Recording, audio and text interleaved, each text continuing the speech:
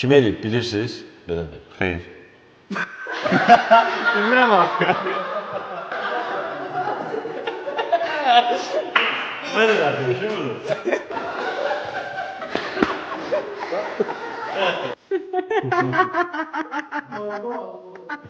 Neyləmək istəyirsən sən?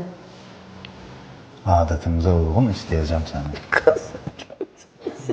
Mən mənim özümü yanarına bak. Adam kimsində biz. Sən nə istəyirsən? Cəhənnəm oldu ha? Yaxşısı səkin. Hə, yaxşı ya, biri. Tural, götür apara xəstəxanaya. Yan bir dəqiqə.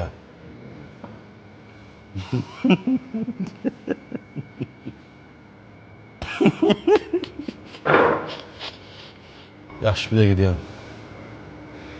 Deyəsən yaşayır.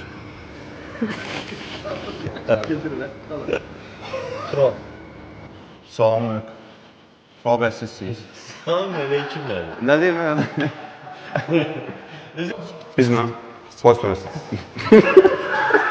Mən sənə tanış eləmişdim. Yox, axşamda. Yox.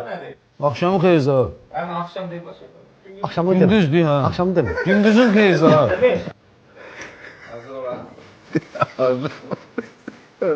Söyle, ciddi.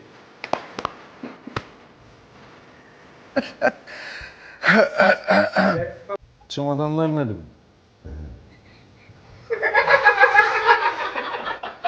Nə gülürsün? Çaşdırdım bütün cəmaatı. Gəlib əmi bundan sonra şu çamadanlardan. Mən nə bilim. Ara demədim oradan deyəcək. O qədər çaşıb deyəcəm ki, çamadanın xeyir zahir. Çamadanlar nədir zahir burada?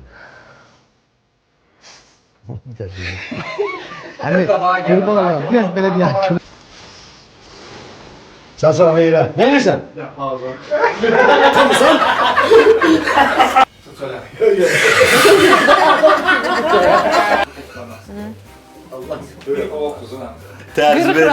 Tərcümə edirik birinci beynimizdən sonra oynayırıq. Dedin lap yaxşı, başa düşdüm. Yəni əgər sənin Nigar haqqında mənə deyəcəyin heç nə yoxdursa,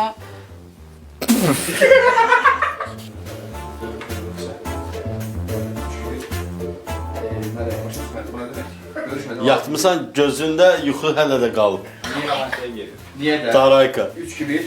Hazır ola. 3-2-1 çıx da, çıx. Bora düşən. güz gedək. Necə düşən mənəmi?